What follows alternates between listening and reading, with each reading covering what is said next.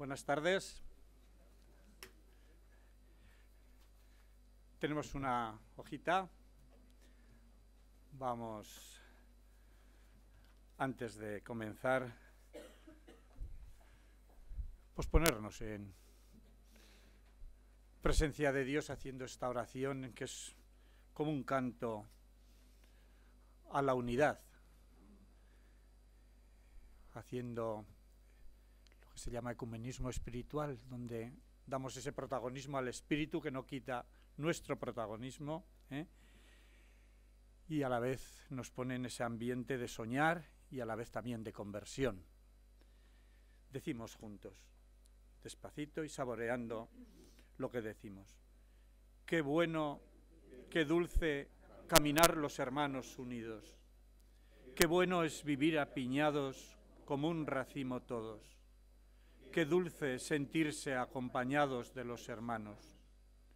Qué maravilloso, Señor Jesús, recrear juntos la unidad de los cristianos. Todos unidos somos como una espiga madura. Todos unidos somos como colmena trabajadora. Todos unidos somos piedra que sostiene la casa. Todos unidos somos como granos de arena que forman un desierto. Tú nos quieres, Señor Jesús, cristianos unidos. Nos quieres sentados alrededor de tu palabra y de tu pan. Tú nos has reunido con la fuerza de tu espíritu de amor. Tú eres el centro y la fuerza de nuestras vidas. La unidad, Señor Jesús, es como perfume precioso y caro. La unidad es como luz que abre camino en la noche. La unidad es como lluvia temprana sobre el prado. La unidad es como darse sin miedo al derroche. Tú llevaste a los 12 a juntarse como amigos a tu lado y les diste como norma el servicio y la unidad. Les diste el reto de olvidarse de ti y perdonarse. Les diste el reto de reconstruir tu reino en el mundo. Qué bueno, qué dulce caminar juntos los hermanos, construyendo comunión, fermento de reino. Qué bueno, Señor Jesús, tenerte a ti como centro. Amén. Bueno, hermanos, pues aquí el Señor nos ha dado el regalo de estar esta tarde, pues tratando de concienciarnos y sensibilizarnos más en eso que tanto le preocupaba, la unidad de sus seguidores, llamados a ser fermento de fraternidad y de comunión en medio del mundo. Desde la delegación diocesana asumimos como un regalo la posibilidad que nos brindaba Acción Social Católica, pues de potenciar y promover estas 3 conferencias dentro de esa dinámica que estamos llevando desde la delegación y todos que estamos en el movimiento ecuménico, también con las otras iglesias aquí en Zaragoza, que tenemos como una de las tareas fundamentales, además de la oración, de conocernos, de la amistad, es de sensibilizar. Porque vimos que en el ecumenismo lo que no queremos es que sea solo cuestión de élites, de pequeñitos grupitos, y ahí encerrado todas las cosas que se hacen solo para ellos, sino que vemos que cada una de nuestras iglesias, pues, potenciar el que se sensibilice nueva gente y seamos más los que de una forma u otra pues estamos empujando este gran desafío. Y han surgido diversas iniciativas como los talleres en parroquias, la formación permanente que se hace desde la delegación, las diversas posibilidades de ir teniendo esos encuentros de oración. Y aquí nos ha surgido este medio y esta posibilidad, la recibimos como gozo. Nos dieron también posibilidad de poder elegir pues gente que supiera y que nos diera un empujón grande y la hemos aprovechado y han surgido pues estas 3 lunes en los que de las personas que más conocen y trabajan y antes, ahora y no sabrán futuro, pues todo el movimiento ecuménico aquí en España. Hoy tenemos la suerte pues de contar con don Pedro Langa Aguilar, es sacerdote agustino, burgalés, del pueblo de La Coruña de Conde. Ya se le nota en la cara que ha estudiado mucho. Es licenciado en dogmática por comillas, doctor en teología y ciencias patrísticas por el Agustinianum y profesor en universidades de Roma, Madrid y Salamanca. Lleva casi 40 años consecutivos dictando cursos de patrística, agustinología y ecumenismo y ha pronunciado conferencias en numerosos países de Europa y América.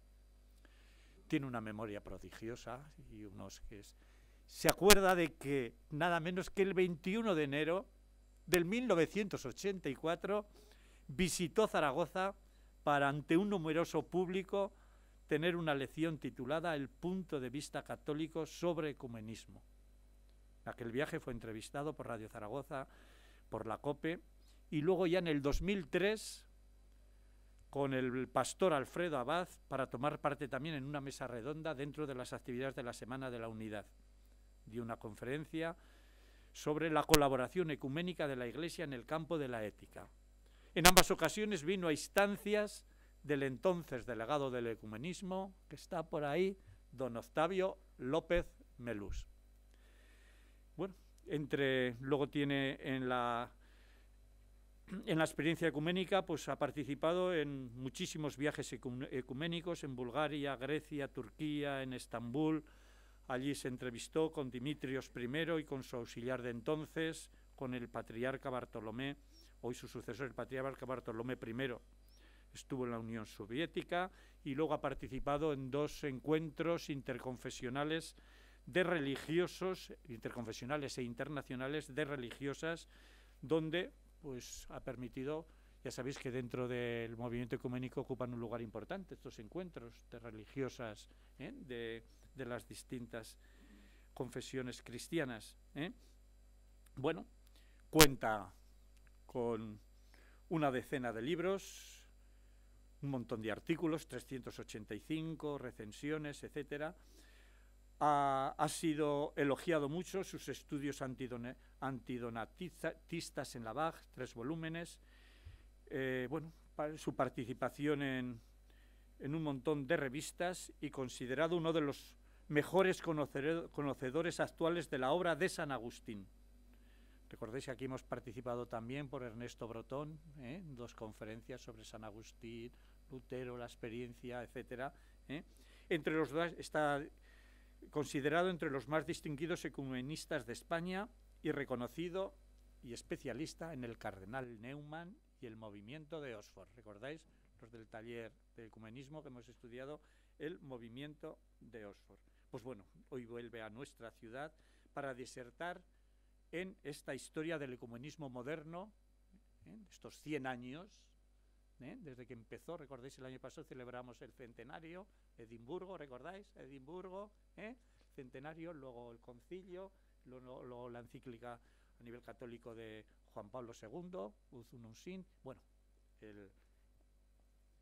somos todos oídos. Luego habrá control en otro momento cuando a final de curso pues hagamos el examen para puntos luego ya para encontrar puestos de trabajo o que la pensión no la aumenten. Esto es importante, se tiene en cuenta. Bueno, don Pedro, es una suerte tenerle aquí. Pues bien, muchas gracias, señor delegado.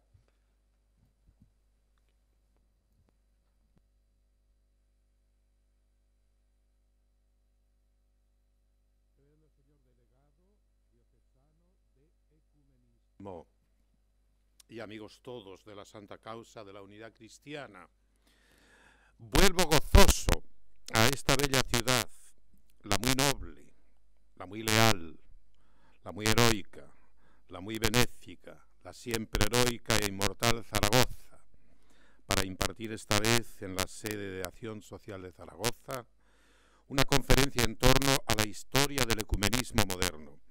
Y agradezco muy cordialmente a don Jesús Domínguez su invitación. Le agradezco también desde aquí muy cordialmente a don Manuel Montañés todo lo que ha tenido que trabajar para encontrarme, porque yo era como el del hijo pródigo, ¿no?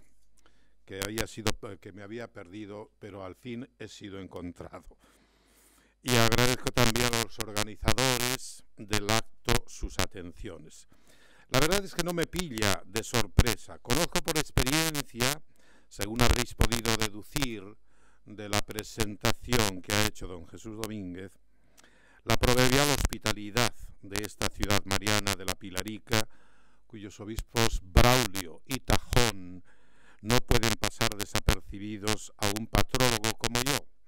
Y me reconforta comprobar de nuevo que la finura y la cortesía siguen siendo virtudes sociales que anidan con musical acento en sus gentes, es decir, en vosotros. Vaya en fin para vosotros todos, los aquí presentes, mi gratitud y el deseo de que mis palabras no os defrauden. Y digo así, porque he preparado expresamente para no propasarme, he preparado esta conferencia ad hoc, es decir, para este acto. El 11 de octubre, Benedicto XVI firmaba la Carta Apostólica Porta Fidei, convocando al año de la fe.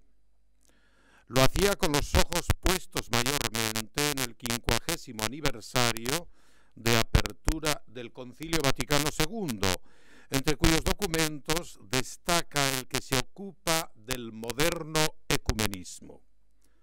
Por tal entiendo yo el que nació en Edimburgo en 1910 para promover la unidad cristiana, disciplina teológica, en la que tal vez mejor se aprecian a día de hoy los espectaculares cambios eclesiales del siglo XX. Pese a su inicial desentendimiento, la Iglesia Católica consiguió hacia 1960, no antes, la proeza de sumarse al universal coro polifónico del Utunum Sint. Se justifica pues que averigüemos cómo se produjo el cambio y cuál sea hoy su alcance. Me servirá de hilo conductor en la exposición de los hechos la cronología. Y vamos pues con el primer punto. Desde Edimburgo hasta Ámsterdam, o dicho en cronología, desde 1910 a 1948. En la escocesa Edimburgo de 1910, ya digo, tuvo lugar la Conferencia Mundial de Misiones, franqueando las puertas al actual movimiento de la unidad. Esencialmente consultiva, allí se abrió camino la nueva amistad entre cristianos de naciones, estirpes y comuniones diversas, cuyo mensaje secundaron pronto dos célebres movimientos: doctrinal uno, fe y constitución, con el obispo episcopaliano de Filipinas Charles Brandt al frente, y más pragmático el otro, vida y acción, cuya presidencia recayó en Nathan Söderblom, obispo luterano de Estocolmo. Nunca se habían reunido tantas iglesias jóvenes. Que aquello sea la obligada referencia ecuménica de ahora, lo acaban de reconocer en 2010 no menos de 23 eventos, y sobremanera los de Tokio, Edimburgo, Ciudad del Cabo y Boston.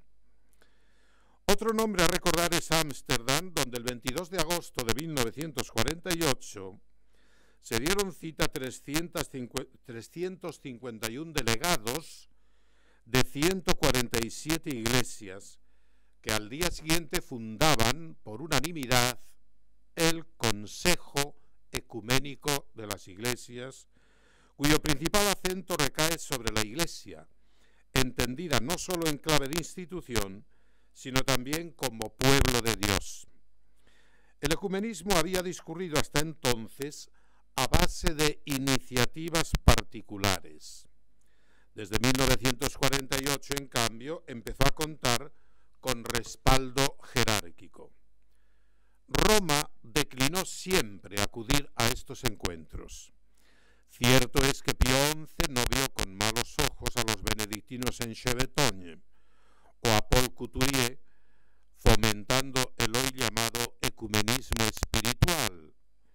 Incluso permitió las conversaciones de Malinas vigentes desde 1921 hasta 1927.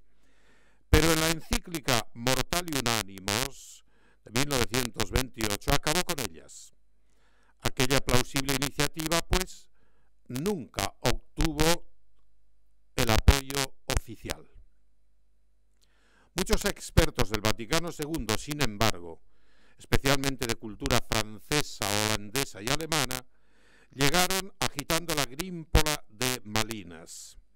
Entre católicos, por citar algunos, es posible traer estos nombres: Jean Guiton, Maritain, Etienne Gilson, Congar, Suenens, Alfring, de Lubac, Cheny, Lercaro, Koenig, Bea y Montini, luego Pablo VI.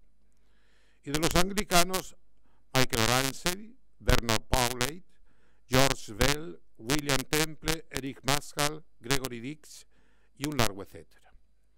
La Iglesia Católica tampoco se hizo presente en Ámsterdam en 1948. Peor aún, el Santo Oficio volvió a la carga con un monitum de última hora prohibiéndolo, no por hostilidad, sino por temor a confusiones. Damos así un paso más. Desde la fundación del CEI, 1948, el CEI es la sigla del Consejo Ecuménico de las Iglesias. Bien, desde esta fundación en 1948 hasta la muerte de Pío XII en 1958, esa década. El mismo Santo Oficio publicó el 20 de diciembre de 1949 la Instrucción Ecclesia Católica, donde admitía que el movimiento de la unidad era efecto de la acción del Espíritu Santo en el corazón de los hombres, pero avisaba de sus riesgos y recomendaba a los obispos vigilancia y prudencia. El movimiento litúrgico y la nueva atención a la Sagrada Escritura y a la tradición venían desde los 40 evidenciando la conveniencia de relaciones entre Roma y las otras iglesias cristianas. La eclesiología se encargó pronto de convertir aquel interés en necesidad. Pero el 12 de agosto de 1950, la encíclica Humani Generis de Pío XII condenó puntos que habrían de ser aprobados unos años más tarde por el Concilio Vaticano II. Y también el Santo Oficio intensificó por esos años el acoso a teólogos de la llamada teología nueva, o en francés Nouvelle Théologie, muchos de ellos famosos ecumenistas como de Lubac, Rahner, Congar, Murray, Cheny y otros. Graves dificultades también entonces las del octavario. Había católicos disconformes por retener lo contrario a las convicciones católicas fundamentales, pese a lo cual el número de adeptos fue por doquier a más hasta que su cuestionada fórmula acabó por imponerse. De ahí que Couturier merezca un puesto de honor en la historia del ecumenismo, y no sorprenderá si digo que sus funerales en Lyon fueron toda una impresionante adhesión ecuménica mundial. Entre quienes secundaron su hermoso mensaje, muchísimos, esa es la verdad, sobresale la hoy beata cisterciense María Gabriela Sagedú, de la Trapa de Grottaferrata, beatificada por el Papa Juan Pablo II. El ecumenismo de la Iglesia Católica desde 1910 a 1958, resumiendo, fue encogido y reticente al principio, sagaz y laborioso más tarde, nunca brillante. Tuvo destellos aperturistas y reclamos unionistas y un nadar contracorriente, sí, todo hay que decirlo, pero el Santo Oficio agarró muchos esfuerzos y más de una vez acabó con las ilusiones. Roma estaba más por el ecumenismo de capitulación y retorno que por el de reconciliación fraterna. Lo que no fuese volver a su redil carecía de sentido. La y ya entonces discrepantes de un enfoque así, fueron severamente amonestados y su asistencia a tales asambleas desaconsejada cuando no prohibida. Hoy produce casi rubor asomarse a esta página de inflexibilidad y distanciamiento. Claro es que aún no había sonado la hora del Concilio Vaticano II. Y vamos así con el tercer paso. Desde la elección de Juan XXIII, 1958, 28 de octubre, a la muerte de Pablo VI, 1978, 6 de agosto. Con Juan XXIII entra en la Iglesia Católica el ecumenismo moderno. La noticia eclesial para los católicos del siglo XX saltó a los teletipos en la mañana del 21 de enero de 1959. Al término del octavario en San Pablo Extramuros, el Papa Roncalli había sorprendido a todos anunciando un concilio del que pronto se conocería su faceta ecuménica. Desde París, el Consejo Ecuménico de las Iglesias reconoció en latín su importancia: Nostra res agitur. Es decir, se trata de algo nuestro, decía la nota oficial. La ortodoxia, por el contrario, pese a la buena voluntad del patriarca Atenágoras, se opuso en redondo a enviar observadores. Solo a última hora lo hizo por su cuenta y riesgo la Iglesia Ortodoxa rusa. Juan XXIII creó el Secretariado para la Unidad de los Cristianos con el motu proprio Superno Dei Nutu, el 5 de junio de 1960, al objeto de que los acatólicos, uso esta palabra que es la que se lleva hoy, entonces se decía los hermanos separados, pero esta expresión la retienen injuriosa los otros hermanos que no son católicos, con el fin, digo, de que los acatólicos pudieran seguir mejor el desarrollo conciliar y dar más fácilmente con la vía unionista querida por Cristo. Nombró presidente al cardenal Bea y secretario a Willebrands. Un clima cálido de cercanía fue poco a poco desplazando al gélido distanciamiento anterior. Visitas de líderes acatólicos al Papa, envío de representantes anglicanos y luteranos a Roma, con vistas al concilio, presencia del secretariado en la Asamblea del Consejo Ecuménico de las Iglesias en Nueva Delhi, personalidades vaticanas encontrándose con patriarcas y metropolitas orientales, y todo gracias al Papa Juan, que estaba siempre detrás. De ahí que a su muerte el testimonio de Atenágoras lo diga todo.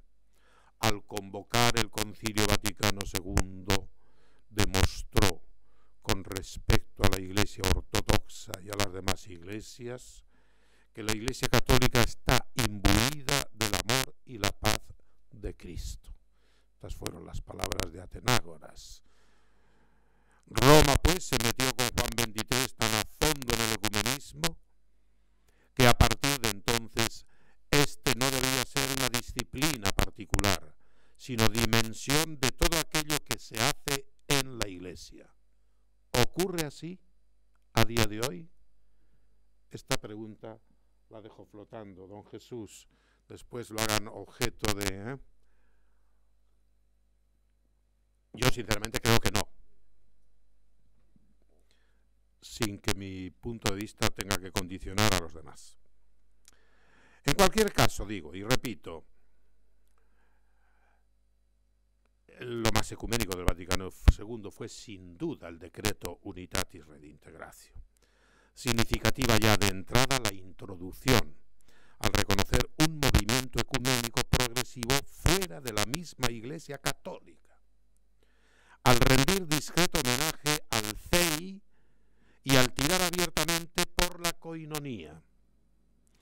Cerrado aplauso al título del capítulo primero,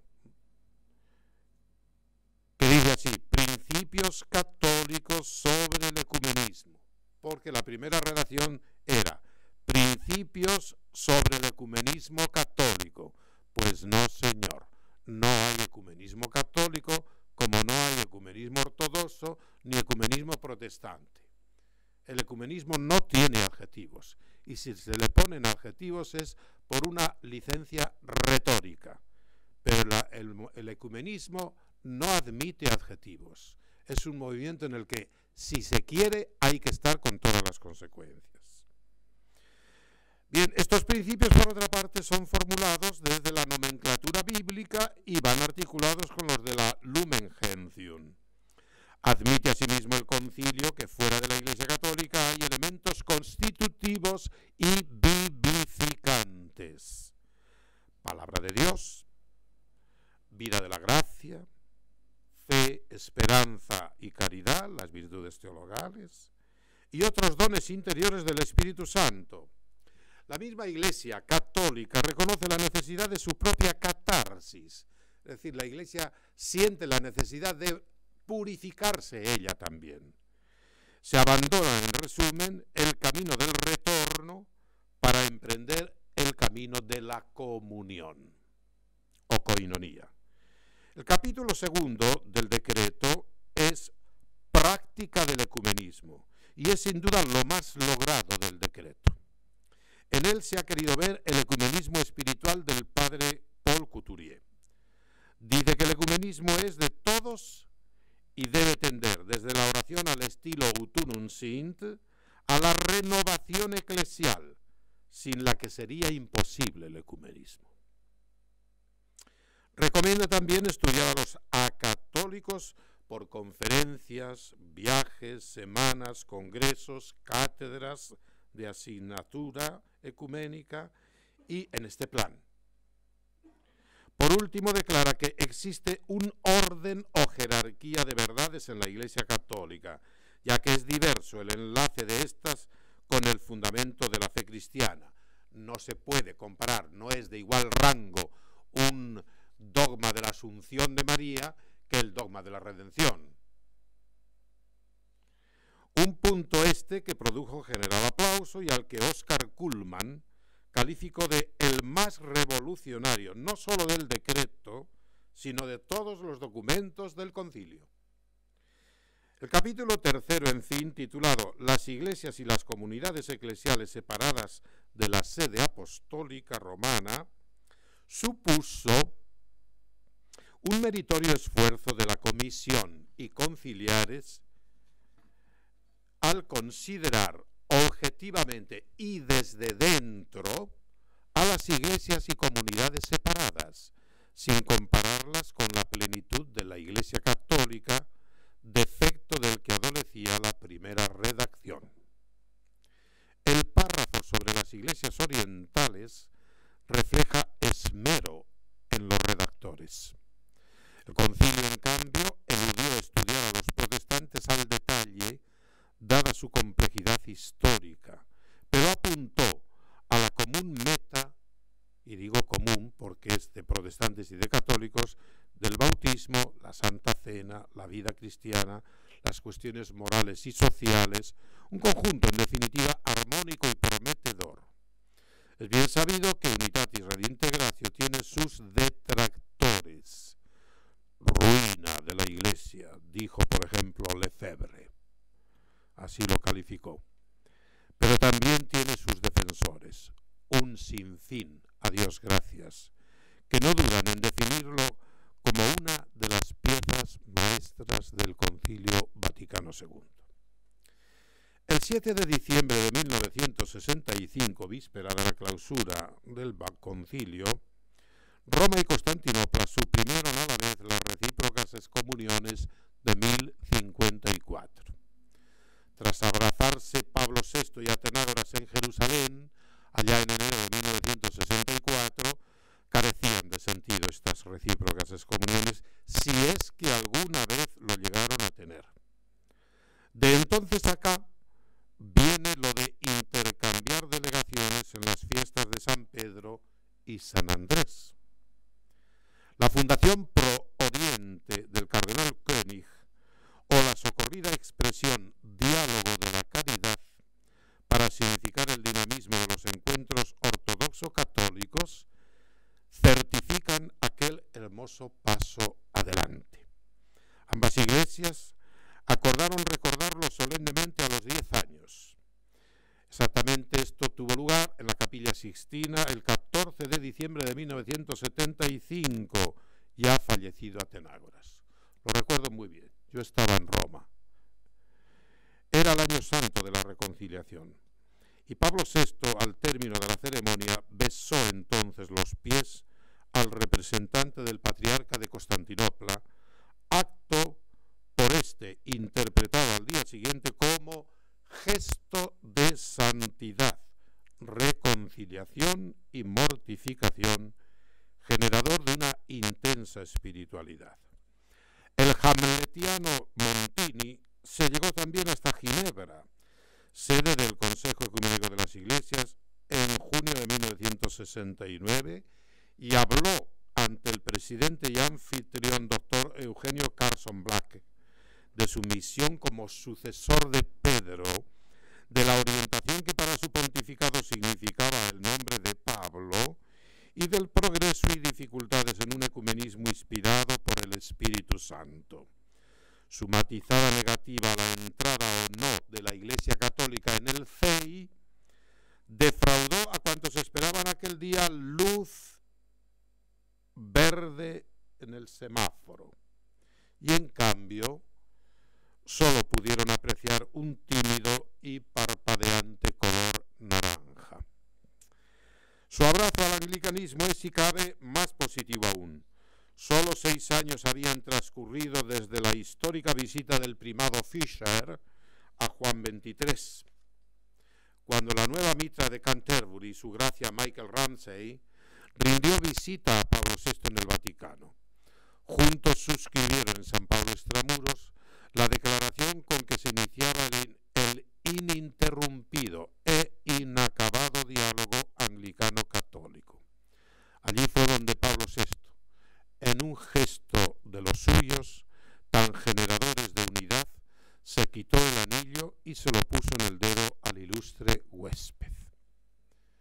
Este, a su vez, se quitó el estolón y se lo puso a Pablo VI.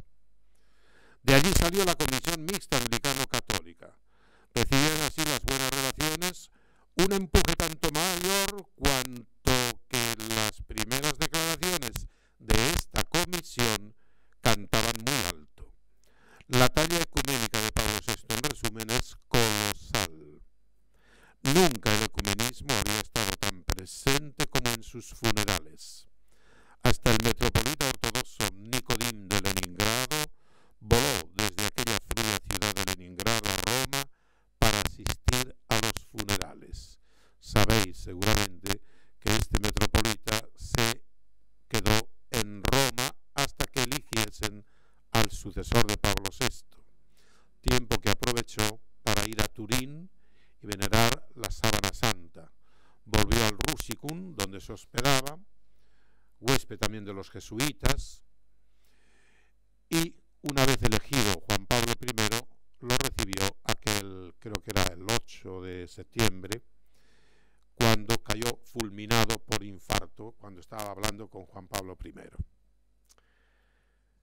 Andando el tiempo, yo presidí una delegación a la Unión Soviética de ecumenistas españoles y me cupo la suerte, la gracia de poder rezar allí y cantar en la tumba del metropolita Nicodim de Leningrado. Vamos dando así un paso más, desde 1978 hasta 1991. Juan Pablo II, pues, asumió la hermosa herencia ecuménica del antecesor, basada en el maduro diálogo de la caridad, y el teológico entonces por abrirse, aunque ya en fase avanzada. Le tocó a él fomentarlo y traerlo hasta nuestros días. Su primer viaje ecuménico discurrió a finales de noviembre de 1979 por Ankara, Estambul, Éfeso y Esmirna. El 30 se anunciaba en el Fanar la decisión conjunta de abrir el diálogo teológico y al día siguiente se hacían públicos allí mismo y en el Vaticano los nombres de la comisión mixta encargada de abrir singladura. El viaje a la República Federal de Alemania en 1980 desató una ola de críticas, pero acabó más feliz de lo que en semanas antes se había temido. Leídos desde la distancia, aquellos discursos emiten calor humano, delicadeza y hasta poesía. Toda la familia luterana estaba de fiesta el 10 de noviembre de 1983, 500 aniversario del nacimiento de Lutero.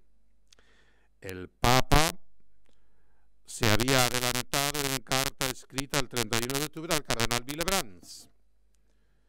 También él visitó Ginebra, reconociendo que la reunificación eclesial era tarea difícil, no imposible, dijo, y abogando por una progresiva unidad en la investigación bíblica, la oración, el compromiso por los derechos humanos y la liberación religiosa. Su primer saludo al primado anglicano Ramsay se lo dio en la nunciatura de Accra, en Ghana, en 1980. Siguieron el viaje al Reino Unido en 1982, cuando la guerra de las Malvinas. Siguió el viaje de Asís, en cuya famosa foto aparecen juntos, y el de la visita de este al Vaticano en 1989. El diálogo anglicano-católico sobre la voluntad de Cristo, la unidad compartida, la plenitud unionista, impedimentos identificados, primado romano, misión eclesial en Europa y en el mundo y confianza en el Espíritu, entre otros temas claroscuros, revelan un trabajoso quehacer. Y sus viajes a Suiza, con las visitas a Chambéry, sede de los ortodoxos, a Turquía, Inglaterra, Suecia y Noruega y Ginebra y Bari, etc., la firme voluntad de promover como pastoral prioritaria este empeño. La iniciativa católico-ecuménica de más relieve en 1986 fue, sin duda, la Jornada Interreligiosa de Asís, y en 1987 la encíclica Redentoris Mater, la visita de Dimitrios I al Vaticano y el encuentro del Papa con los jóvenes en Roma. El modo de presentar la imagen de María en la encíclica refleja para Roma y Constantinopla, por lo menos, un firme deseo ecuménico. Se trata de un primoroso y tierno documento en cuyos números 29 al 33 figura la función de María en el camino de la Iglesia y la unidad de todos los cristianos. De ahí la pregunta que se hacía Juan Pablo II en la Redentoris Mater. ¿Por qué, pues, no mirar hacia ella todos juntos como a madre común? Y luego proseguía con exposición panorámica de María en la liturgia bizantina y un breve comentario sobre los más célebres iconos marianos de Oriente y de un cántico delicioso que es el Acácistos. Encíclica, pues, pese a críticas protestantes, plenamente, note todos, hay protestantes que también la ponen de una manera muy positiva, plenamente aceptable en el ecumenismo. Me cumple recordar esto precisamente aquí, pues el beato Juan Pablo II visitó varias veces vuestra querida Zaragoza, toda ella mariana por los cuatro costados, fervorosa de la Panaguía del Pilar, toda panhispánica y a la vez referente obligado del pancristianismo. Durante su peregrinación al santuario de los santos Cirilo y Metodio en 1990, visto que las consecuencias políticas de la Segunda Guerra Mundial y de la división de bloques en Yalta estaban superadas, convocó para 1991 el Sínodo sobre la evangelización de Europa, entre cuyas metas entraba la ecuménica. Las convulsiones del Este le persuadieron de que urgía urgía empezar el nuevo milenio unidos. Porque bien está que Europa sea política, cultural y socialmente una.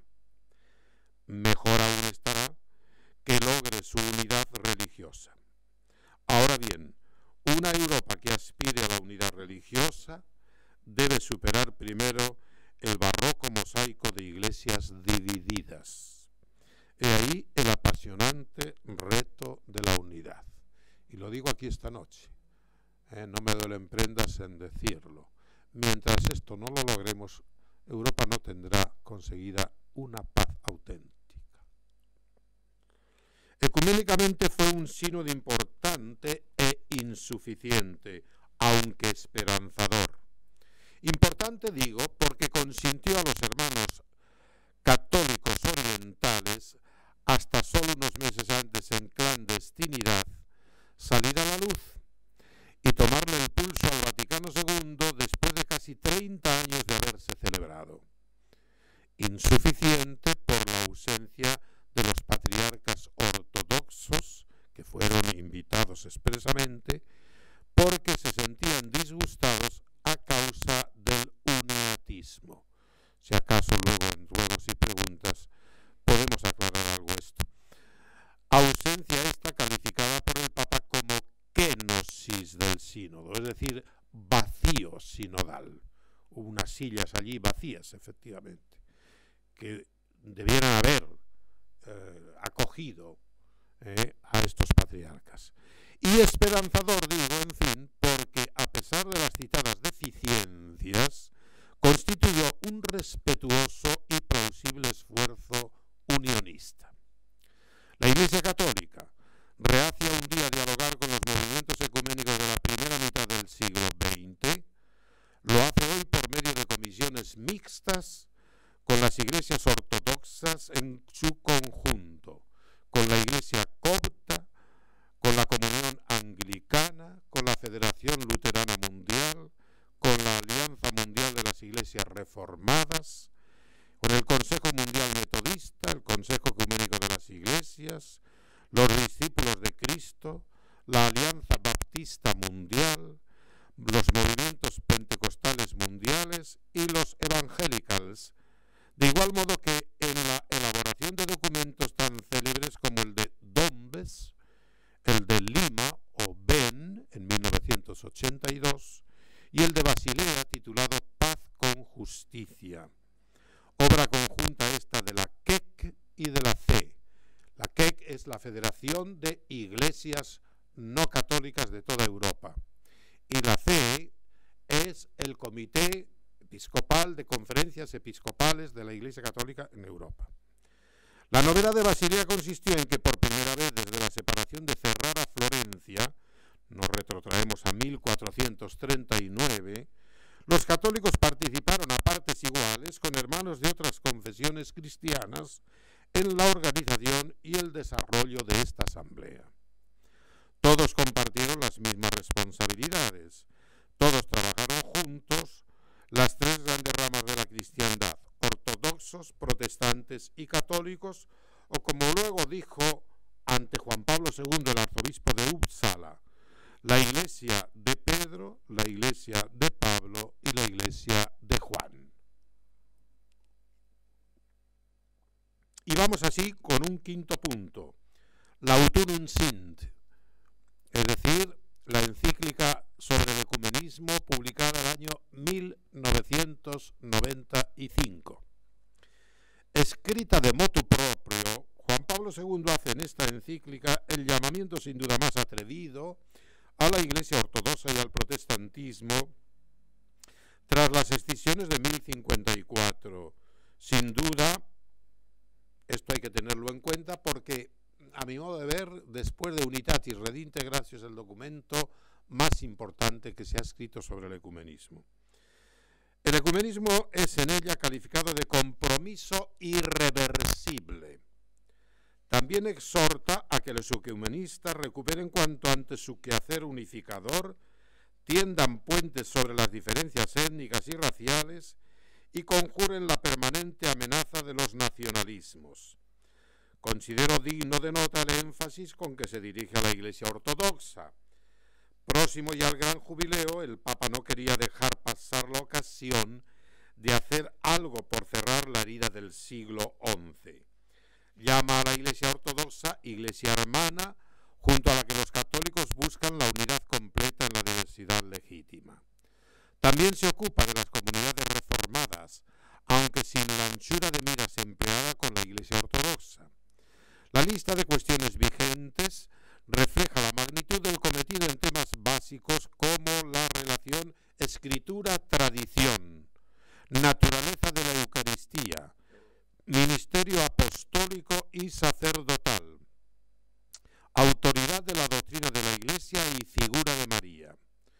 La justificación de la fe, a menudo principal conflicto entre católicos y protestantes, no se menciona en el documento. ¿Quién sabe, al menos yo quiero pensarlo así, quién sabe si porque Roma y la Federación Luterana Mundial estuvieran ya entonces trabajando en el que llegaría a ser el gran documento sobre la justificación? El protestantismo había sufrido un cambio radical desde el Vaticano II. El entendimiento en los diálogos bilaterales se había debilitado y empezaba a declinar en el mundo desarrollado. La expansión del protestantismo entre los evangélicos y pentecostales sacó a la superficie cuestiones completamente nuevas a examinar entre católicos y protestantes juntos. Estas, desdichadamente, no hallaron reflejo en la Autunum Sint, y muchos evangélicos de Estados Unidos que, entusiasmados con la Evangelium Vitae de Juan Pablo II, habían introducido esta encíclica en sus comunidades, ahora se sentían ignorados.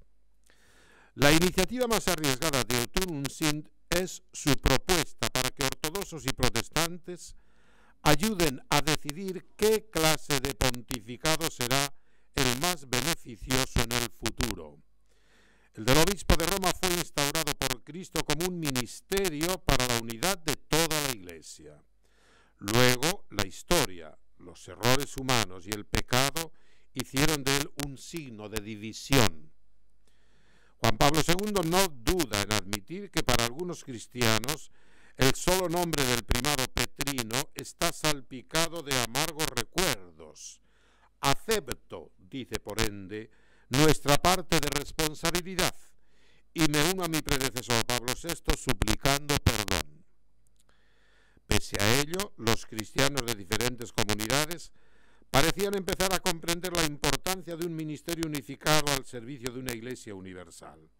Y Juan Pablo II sentía particular responsabilidad de una Iglesia universal y de avanzar en esta cuestión teniendo en cuenta, dice él, la petición que he recibido de hallar la forma de ejercer la primacía petrina que sin renunciar a su misión esencial esté abierta a una nueva situación.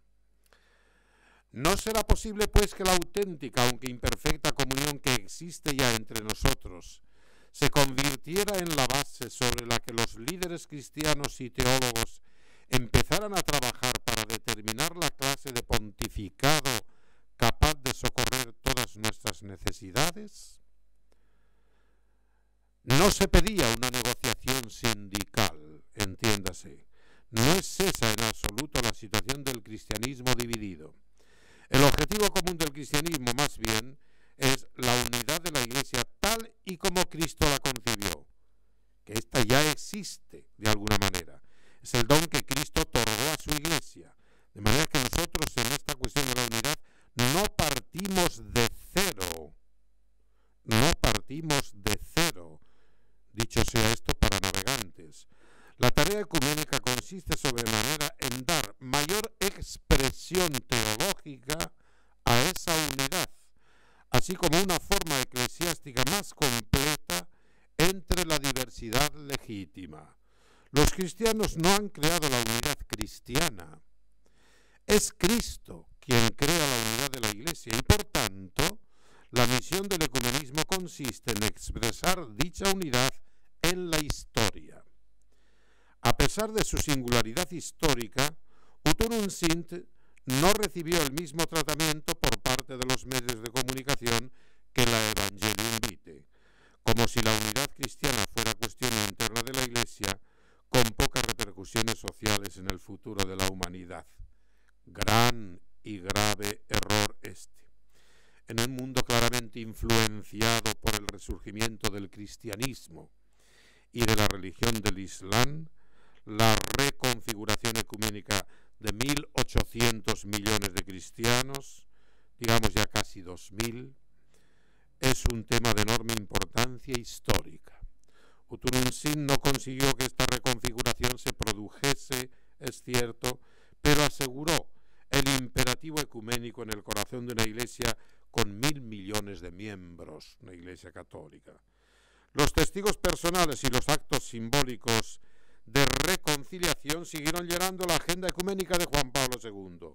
El Vía Crucis del Viernes Santo, celebrado por el Papa en el Coliseo Romano, adoptó un nuevo matiz a mediados de los 90.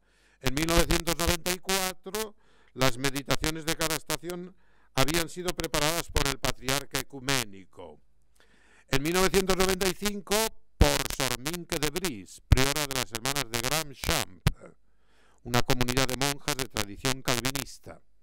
Y en 1997, por Carequín I Sarkisian, cabeza de la Iglesia Apostólica Armenia, que había firmado con el Papa la Declaración Cristológica Conjunta en diciembre de 1996. La difícil situación había mejorado sustancialmente gracias a los esfuerzos de Juan Pablo II y al líder local de Praga, el cardenal Miroslav Ulk, que había alabado públicamente el testimonio cristiano de Jan Hus, reformador prerreformista y héroe nacional checo quemado por los católicos en 1415. Cuando el Papa regresó a la República Checa a finales de abril del 97, Pavel Czerny, uno de los herederos de Hus y cabeza de la Iglesia Evangélica de los Hermanos Bohemios, participó junto a él en una celebración ecuménica en la Catedral de San Vito de Praga, con motivo del milenio del martirio de San Adalberto, primer evangelizador de Bohemia. Celebración durante la cual el Papa ensalzó el testimonio común de Cristo para protestantes y católicos durante la persecución comunista. Pero vengamos ya, y voy redondeando, de todos modos he empezado un poco más tarde, No quiero abusar, es que yo no quiero abusar, Bueno, vamos con los desafíos a partir del año 2000, algo que nos toca ya de cerca lo que hemos vivido estos años. El gran jubileo del año 2000 sirvió para dejar claro un antes y un después en el ecumenismo de la Iglesia Católica. Este registra en el mundo católico de la segunda mitad del siglo XX un crescendo que han venido a interrumpir ya la decisión anglicana de ordenar a mujeres, ya el tedioso uniatismo. Durante la primera parte del siglo XX, por otra parte, los ecumenistas surgían de la base. La jerarquía, en cambio, salvada siempre honrosas excepciones, estaba en otra onda. Pero a partir del 2000, sobre todo, los papeles han empezado a cambiar. La unidad viene urgiéndose desde arriba, sí, en tanto que la masa del pueblo asiste indiferente y fría, como si eso no fuera con ella. Es preciso, pues, hacer frente a nuevos peligros que están ahí conminatorios y firmes. El primero sería ese ecumenismo romántico, nutrido de ilusiones y utopías, como si fuera una moda que viene, llega y pasa. El segundo es su anverso, creer que solo vale lo que termina en acuerdos teológicos. Lo cierto es que ni tienen razón los de la inquietud saludable, ni tampoco la tienen los de la resignación y el adormecimiento, y menos aún quienes definen el ecumenismo como cosa del pasado. Otro peligro es la impaciencia. Las prisas nunca son buenas. Importa más bien la dura realidad de la paciencia, que no quiere decir inactividad o resignación, ni tampoco apatía o desentendimiento. El compromiso de la unidad no admite, pues,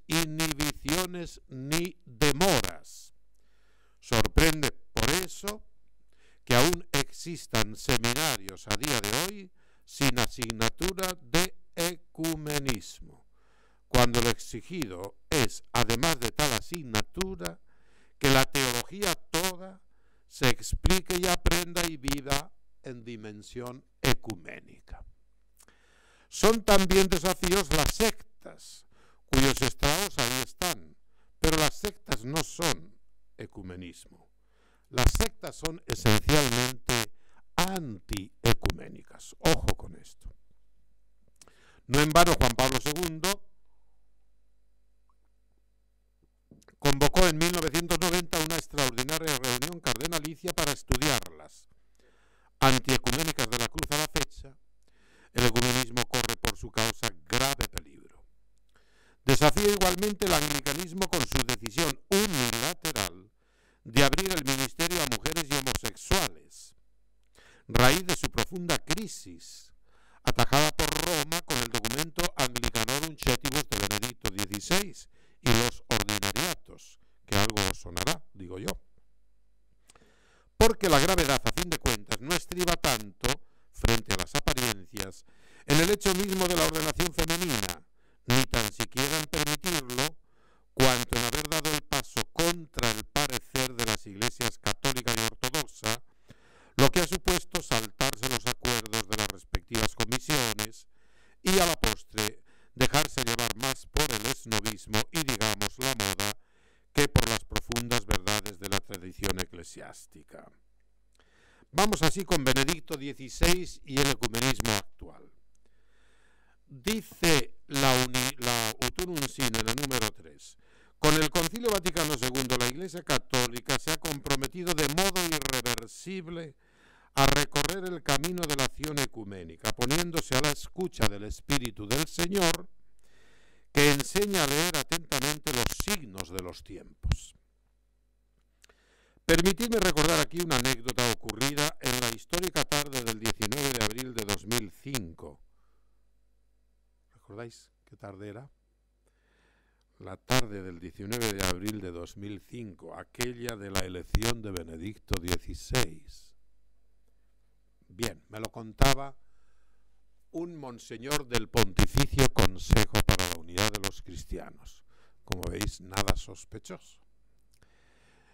Me dijo así: mire usted, don Pedro, una vez que la fumata blanca fue ya clara y la Radio Vaticana emitió diciendo que ya teníamos nuevo Papa, pues evidentemente todos los dicasterios que están agolpados cerca de Vía de la Conciliazione y cerca de la Plaza de San Pedro, cerramos el chiringuito y nos fuimos corriendo todos a la Plaza de San Pedro para coger sitio así de los primeros, allí ante el balcón de la Basílica, porque allí tendría que aparecer el cardenal protodiácono, primero anunciando quién era el Papa y luego aparecer el nuevo Papa, claro. Bien, naturalmente yo iba acompañado de algunos monseñores de otros dicasterios. Yo iba acompañado también de otros del Pontificio Consejo para la Unidad de los Cristianos. Sale el protodiácono, cardenal Errázuriz, y anuncia el nombre del nuevo Papa. Cardenal Josephum, Sacre Romane Ecclesiae Cardinalem Ratzinger. Lo dijo así, ¿no? Todos lo recordamos.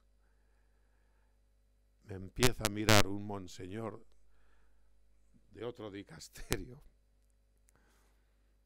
y me dice, pero así, con desenfado y claro, dice: ya podéis cerrar la tienda vosotros. Como diciendo, ha salido, bueno, ha salido el que, para esto, el que peor. Porque ha estado el prefecto de la Congregación para la Doctrina de la Fe y mira que ha puesto frenos y cosas.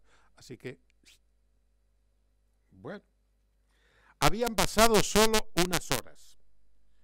El lunes 25 de abril de 2005 tocaba la audiencia del nuevo Papa a los delegados de las diversas iglesias no católicas y religiones no cristianas que habían venido